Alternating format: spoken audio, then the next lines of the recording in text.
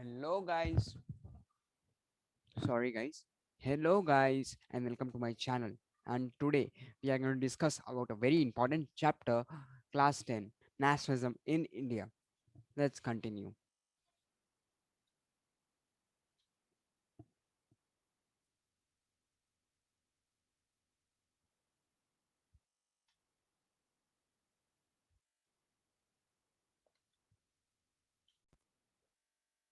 So, guys, let's begin.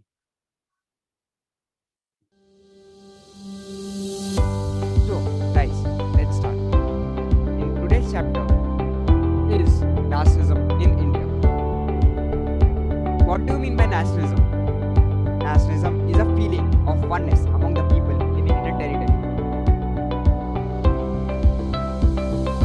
Now, the First World War, which broke out in 1940. What were its results? Let's continue and check it out. How did the First World War help in the growth of nationalism in India? The British imposed war expenditure in India. Income tax was introduced. Customs duties were raised.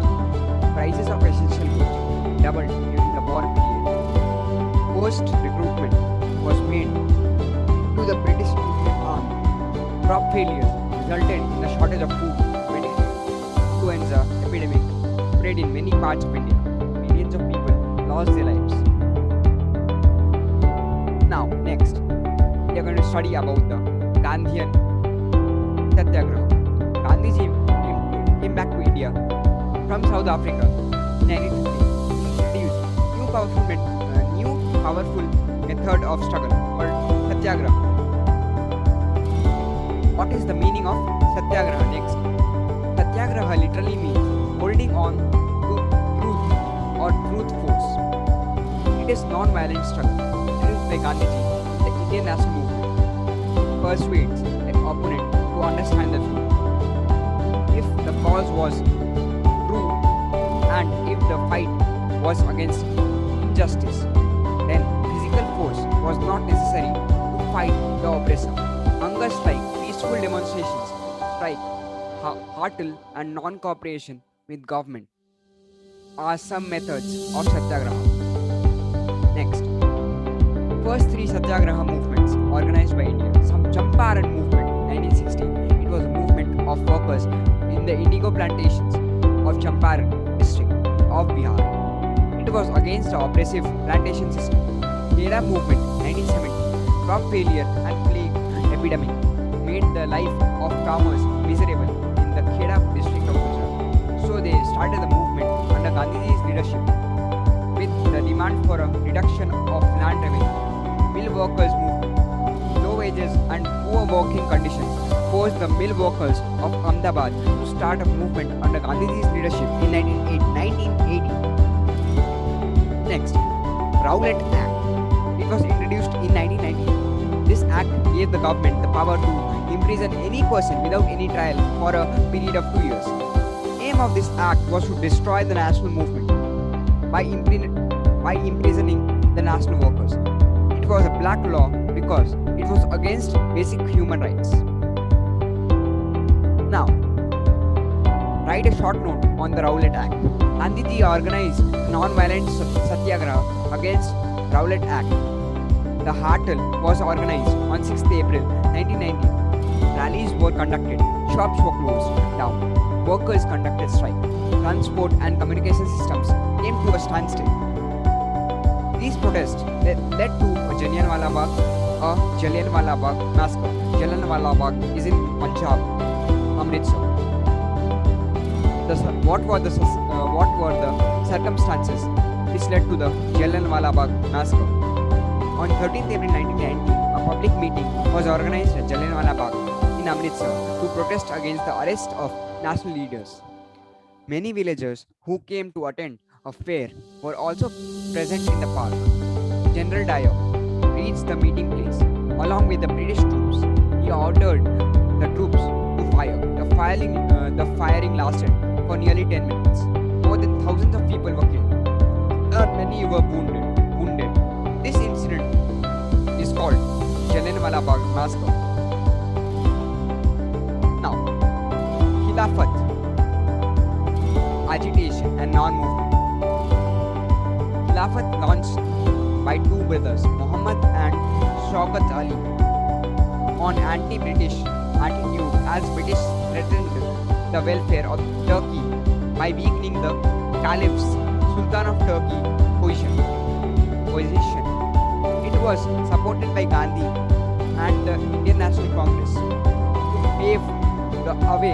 for pave the way for Hindu-Muslim unity. You can see the map here, guys. What was the Khilafat movement? How did it become the national movement? It was organized by Muhammad Ali and Shaukat Ali brothers. The aim was to protest against the injustice done by Turkey and Britain after the First World War. Turkish Sultan had the title of Caliph. The Muslims considered him as their spiritual leader. Gandhiji saw this as an opportunity to bring Muslims under the umbrella of a unified national movement. At the Calcutta session of the Congress in September 1920, he convinced other leaders of the need to start a non-cooperation movement in support of Khilafat as well as for the Swaraj. So many Muslims joined this movement. What were the reasons for Gandhiji to launch the non-cooperation movement? First World War added to the misery of the Indian people. Heavy taxes, high prices, famines and epidemics made people's life miserable. Rowlatt Act invited large-scale protests throughout the country. Jallianwala Bagh massacre and the injustice done to Punjab made Indians angry. Muslims became unhappy due to the ill treatment of Turkey. They started Khilafat movement. Many sections of the Indian society suffered considerable economic distress. In the towns, workers and artisans, the middle class had been hit by high prices and shortage of food and essential commodities. The rural poor and peasants were victims of the widespread drought and epidemics. The British were the unmindful of these developments. The Congress session at Nagpur 1920 adopted Gandhiji's the idea of non-cooperation. What were the ideas of Gandhiji in his famous book Hind Swaraj 1909? Mahatma Gandhi declared that British rule was established in India with the cooperation of Indians and has survived only because of this cooperation.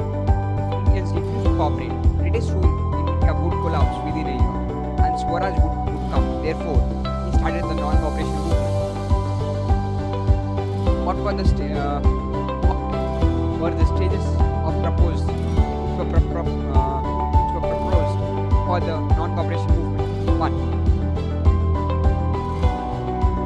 Reunification of the titles. Subramanya Iyer and Rabindranath Tagore re-announced the honorary title Sir that they received from the British. Gandhiji returned his Kaiser-e-Hind medal. 2. Resigning of important jobs. Many officers resigned their jobs. Boycott of legislatures. Many people refused to cast their vote when the elections to the legislatures were held.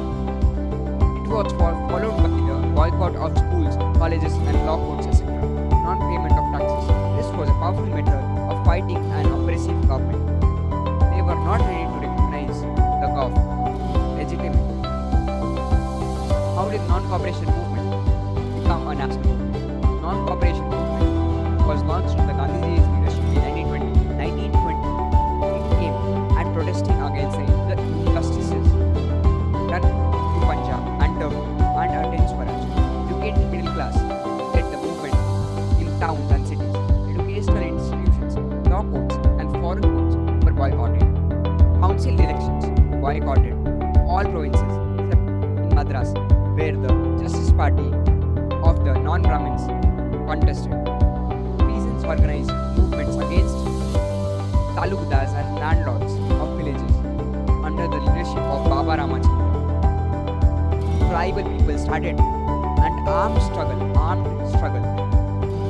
The Gudem Hills of Andhra Pradesh, under the leadership of Alluri Sitaram Raju. Study about him later. Workers and in the plantations of Assam started a struggle to get the right to free movement. Chauri Chaura incident forced Gandhiji to call off the movement. What were the effects of the non-cooperation movement on the economic front? The effects of the non-cooperation movement on the economic front were more dramatic. Foreign goods were boycotted, liquor shops picketed, and foreign cloth burned in huge bonfires. The import of foreign cloth was halved between 1921 to 1922, its value dropping from Rs 102 crore to 57 crore. In many places, merchants and traders refused to trade in foreign goods or finance foreign trade.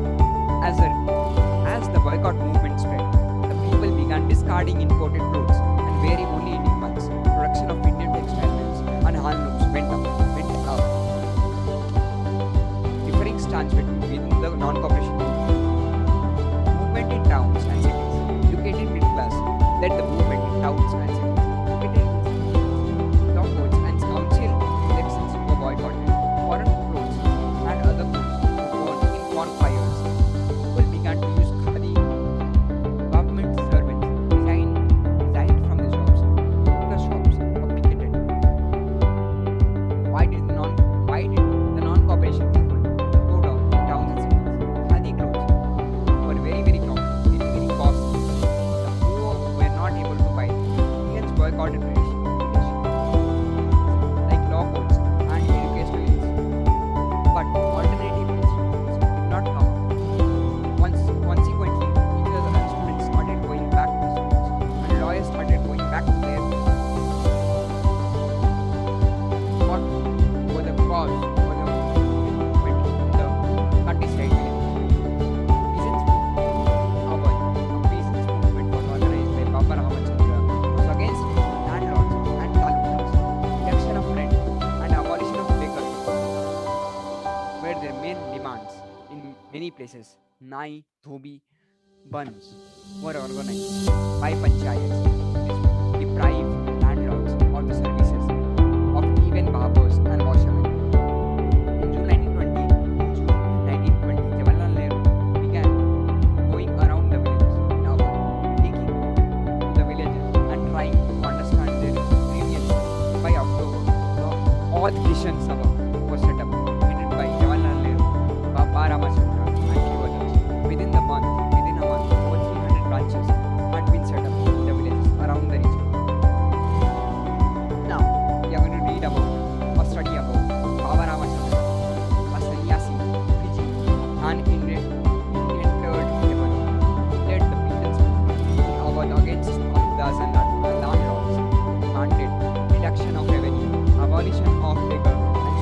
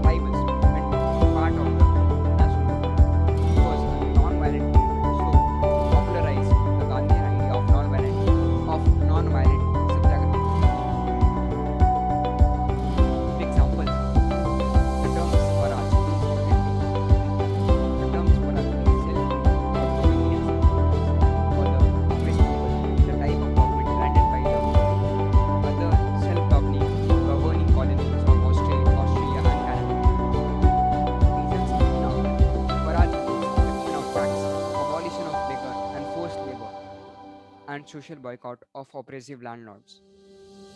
To plantation workers in Assam, Swaraj means right to move freely in and out of the plantation where they were enclosed and retaining a link to the villages from which they had come.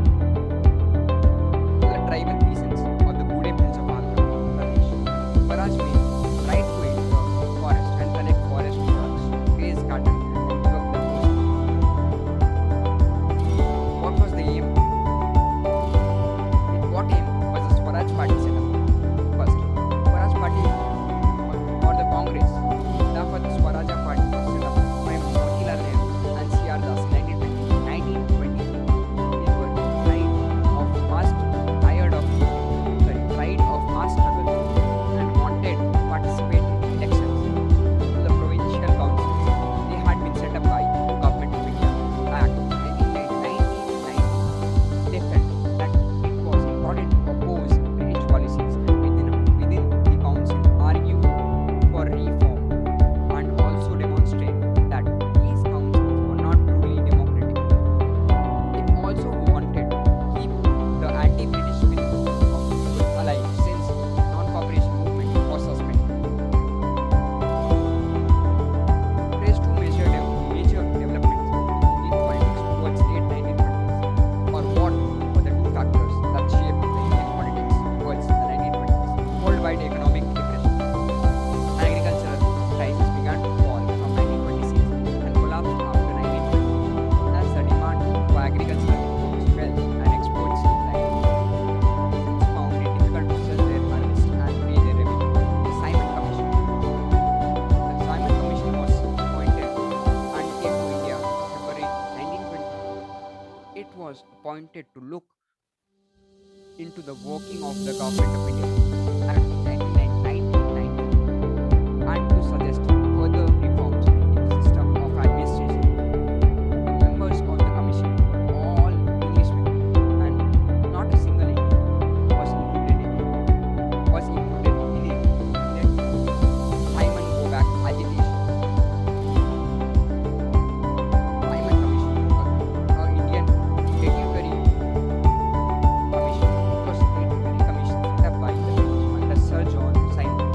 It was asked to study the constitutional system of India and suggest Indians opposed Simon Commission because all the members of the commission, there was no Indian.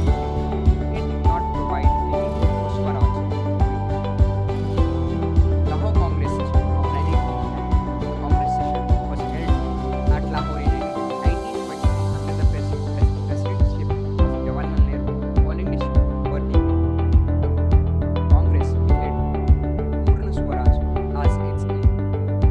It was decided to celebrate 26 January every year as Independence Day. The Constitution of India was completed on November 26, 1949, but it was decided to adopt and enforce it on January 26, 1930. In the memory of January 26, 1930, it was decided that 25 million to win Purna Swaraj. Discuss the significance of the Congress session of 1929, the freedom struggle of India. The Lahore session of Indian National Congress in 1929 was held under the presidency of Jawaharlal Nehru. The three important decisions were taken for the following. The attainment of complete independence. It was declared in this session that the chief goal of the Indian National Congress was the attainment of the complete independence. It was decided to launch a civil disobedience movement under the leadership of Gandhiji to get complete independence. It was decided at in this session to celebrate 26 January as Independence Day all over the country because of its significance. The same day was chosen as Republic Day of India. Salt March, Salt Satyagraha. Gandhiji decided to inaugurate civil disobedience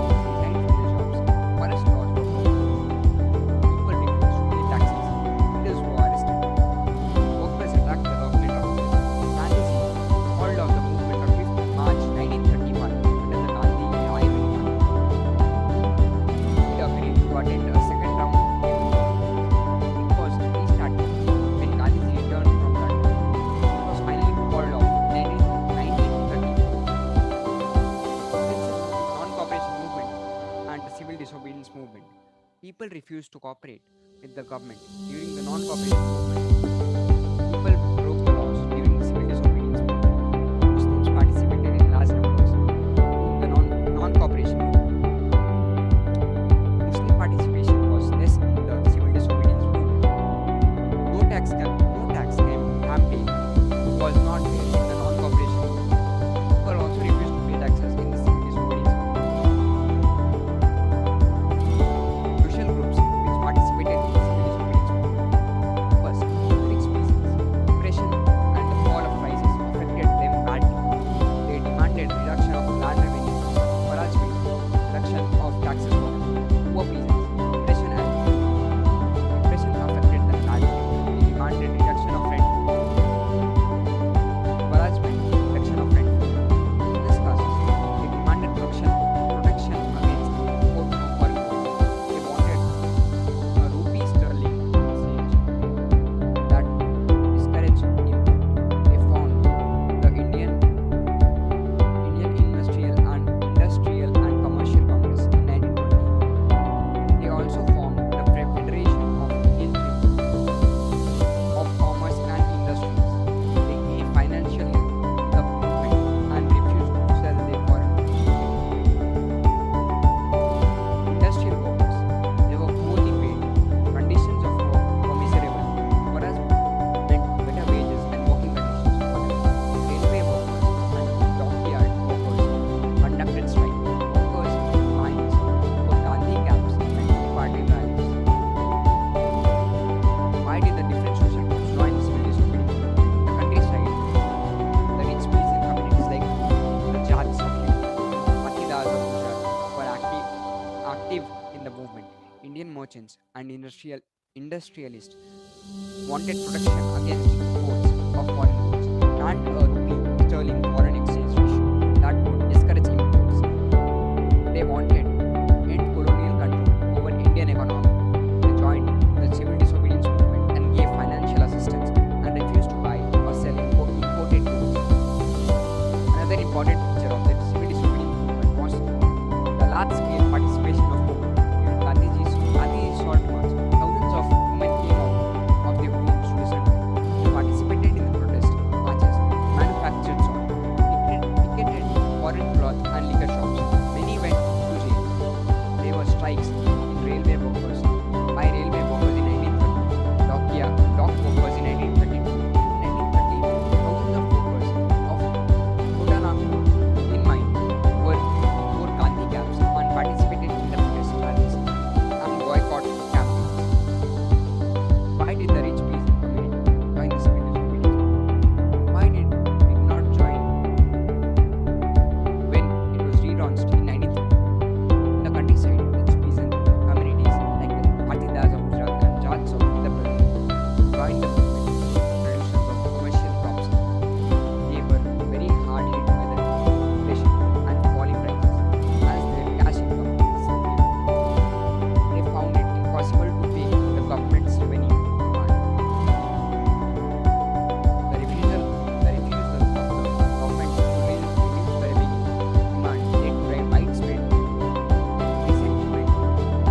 These rich peasants were active in organizing their communities and at times forcing the reluctant members who participated in the boycott program. For them, the fight for Swaraj was a struggle against high revenues, but they were deeply disappointed when the movement was called off in 1931 without the revenue rates being raised. Therefore, when the movement was restarted in 1932, many of them refused to participate. Why did not the poor peasants join the disobedience movement? But the poor peasants were not just interested in the lowering of the revenue demand. Many of them were small tenants cultivating land they had rented from landlords. As the depression continued, caste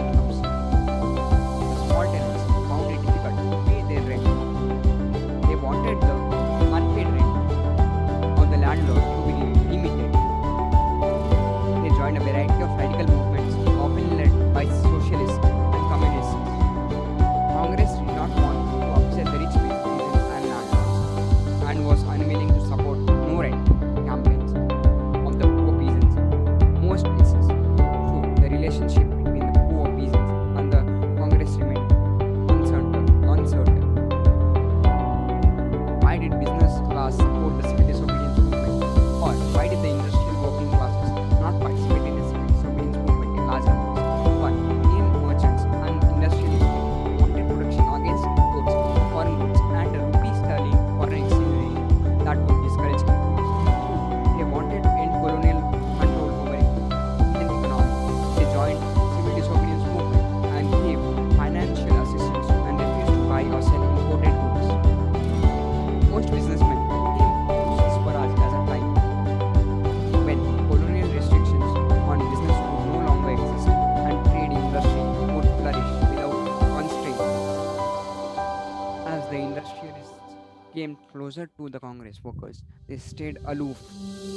The Congress was reluctant to include workers' demands as a part of their program for struggle. It felt that this was a alienate industrialists and divide the anti-imperial forces. How did the Indian merchants and industrialists protect? To organize business interests formed the Indian Industrial and Commercial or Congress in 1920 and the Federation of Indian Chamber of Commerce and Industries FICCI in 1927 led by prominent industrialists like Purushottam Das, Thakur Das and J.D. Birla. Industrialists attacked the colonial control over the Indian economy and supported civil disobedience movement in the first months. They gave financial assistance and refused to buy or sell imported goods. Described the participation of women in the civil disobedience movement. An important feature of the civil disobedience movement was a large-scale participation of women in the Gandhi Salt March. Thousands of women came out of their own social groups. They participated in the protest marches, manufactured salt, created foreign cloth and liquor shops. Many went to jail. In urban areas, women from high caste families, in rural areas, the rich peasant households, who, by Gandhi's call, they began to see service the nation as a sacred duty of women. Main contributions of the civil disobedience movement. Civil disobedience movement was the first struggle to win Purna Swaraj or complete independence. It was based on non-violent satyagraha and Gandhian ideas widely followed. Women participated in large numbers in this movement. It was real mass movement. Different social groups participated. It was an open challenge to the British rule. They openly disobeyed laws. Main limitations of the civil disobedience movement. Dalits did not participate in the civil disobedience movement because the Congress did not give importance to their demands. Many Muslims did not participate in it. They thought that the Congress was moving close to Hindu Mahasabha. Communal riots occurred in many places. Disunity between Hindus and Muslims started. Industrial workers' participation was minimal. Efforts made by Gandhiji for the upliftment of the Dalits. Gandhiji was against untouchability. He said that Swaraj would not come for 100 years if untouchability was not abolished. For the untouchables, the regions or sons of God. They organized satyagraha to get temple entry and access to public wells, tanks, roads and schools for Dalits. He cleared Harijan colonies and in his ashram there was no caste feelings. As the upper caste Hindus gave up the inhuman practice of untouchability. Gandhi versus Ambedkar. Dr. Ambedkar demanded the separate electorates for the Dalits. Thought that the share in political power would help the upliftment of their upliftment. Gandhiji opposed separate electorates. He thought that it could create disunity, so they clashed. In the second round table conference, Pune Pact.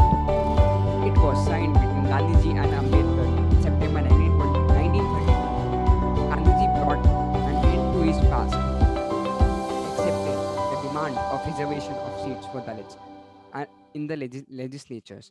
Gandhiji agreed to give up the demand for separate electorates. Now, this is basically cultural factors and identity flags created a sense of collective identity among the people. Image of Bharat Mata. Bankim Chandra Chattopadhyay created a image of Bharat Mata. Abindranath Tagore painted her image. Bharat Mata looked like a sannyasini. She was calm, divine, and spiritual. Devotion towards her became a proof of nationalism. Vande Mataram. It was a prayer of Bharat Mata by Bankim Chandra Chattopadhyay. Vande Mataram became the war cry of the Indian. It was later included in his novel Anandamon. National flag. During the Swadeshi movement, a tricolor flag, red, green, and yellow, was developed. It had 8 lotuses representing 8 provinces of British India. It also had represented Hindus and Muslims. In 1921, Anili designed the Swaraj flag. It was also a tricolor flag, red, green, and white. It had a spinning wheel which represented the Gandhian idea of self-help. The flag became a symbol of the nation. It created a feeling of oneness. People carried flag in protest marches and rallies. Now here you can see the image of the national flag created by Mahatma Gandhi. Please check it out. Rediscovery of India's past. British considered Indians backward and primitive. They said that Indians were not capable of ruling themselves. In the 19th century, some educated Indians started their efforts to rediscover India's great achievements. They rediscovered the achievements made by the Indians in the art, architecture, science, mathematics, religion, culture, law, philosophy, crafts, and trade. Knowledge of the great achievements created national pride, self-confidence, and patriotism among the Indians. So, guys, the video ends here. So please like, share, and subscribe to me, and please support me, guys. I'm just ending the video here. Thank you for watching. This is Prem signing off. So guys, this is Prem signing off. See you all in the next video. Thank you.